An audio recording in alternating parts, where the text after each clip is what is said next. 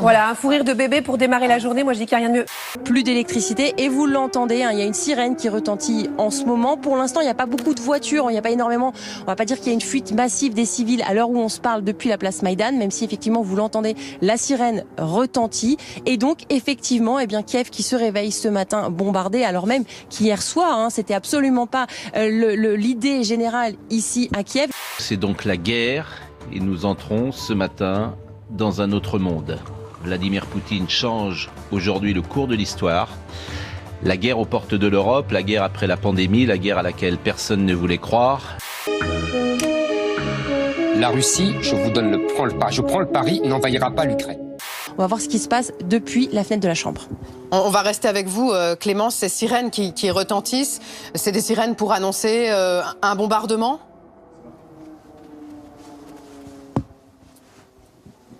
Ouais, elle a fermé la fenêtre, Clémence. Il s'est mise à l'abri. Elle se met à l'abri, elle se met en sécurité. Donc.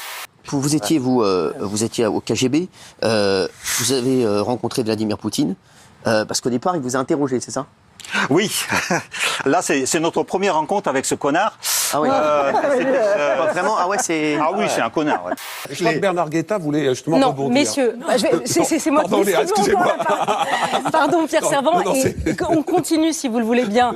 J'ai pris la décision d'une opération militaire spéciale. À ceux qui tenteraient d'interférer avec nous, ils doivent savoir que la réponse de la Russie sera immédiate et conduira à des conséquences que vous n'avez encore jamais connues. On s'y attendait pas, mais Christiane Taubira, comme à son habitude, a déclaré la guerre à Poutine, mais aussi à l'orthographe. Regardez, voilà ce qu'elle a mis. Monsieur Poutine, vous êtes...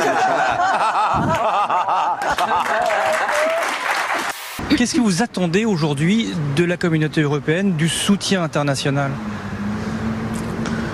Et vous, qu'est-ce que, à votre avis, vous pouvez faire pour éviter que la guerre soit chez vous d'ici quelques mois, peut-être même quelques jours, même quelques semaines? Qu'est-ce que vous pouvez faire? Qu'est-ce que vous comptez faire? N'oublions pas. Je vous parle aujourd'hui de N'oublions pas les souffrances que nous avons infligées par des interventions militaires sans issue. Moi, je vous parle des souffrances qu'à cet instant même, l'armée de Poutine est en train d'infliger ne les aggravons pas, aux civils d'Ukraine. La réponse militaire les aggravera, conduira Vladimir Poutine à surenchérir. Respire encore, Clara Luciani. Sophie, c'est un bon conseil de respirer dans ces moments de tension, finalement. Et je ne crois pas que la posture sur des plateaux de télévision soit la bonne réponse. Écoutez, je suis heureux de vous l'entendre dire, parce que je vous vois là dans une posture qui ne me semble pas de nature à apaiser la situation. Messieurs, on vous réconciliera pas ce soir. Merci Dominique de Villepin d'avoir été avec nous ce soir. Je limite en train de faire la marche militaire. Patron. Tu fais quoi?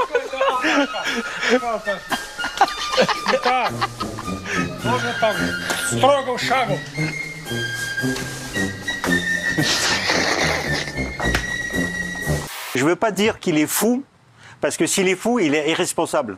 Ça veut dire qu'il ne se contrôle plus. C'est ça. Il est dans sa logique. Et voilà, il est dans sa logique, et je veux pas lui enlever la responsabilité. Je dis qu'il perd les pédales, mais il est pas fou.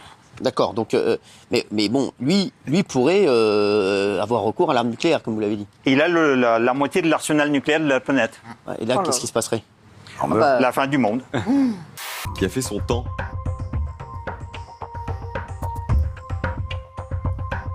Décédé. Ah bah là, il a fait son temps, ça c'est sûr.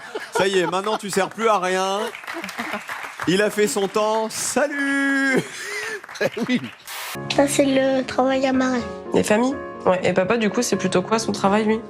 Qui soigne les morts. Ouais, voilà. C'est ça. Qu'est-ce qu'il fait? Il les rend comment? Bon. Des fois, ils sont pas très beaux. Ça, on n'y peut rien. Retour sur cette journée qui a sidéré l'Europe et le monde entier. Paul-Rémy Barjavel et Christophe Roquet.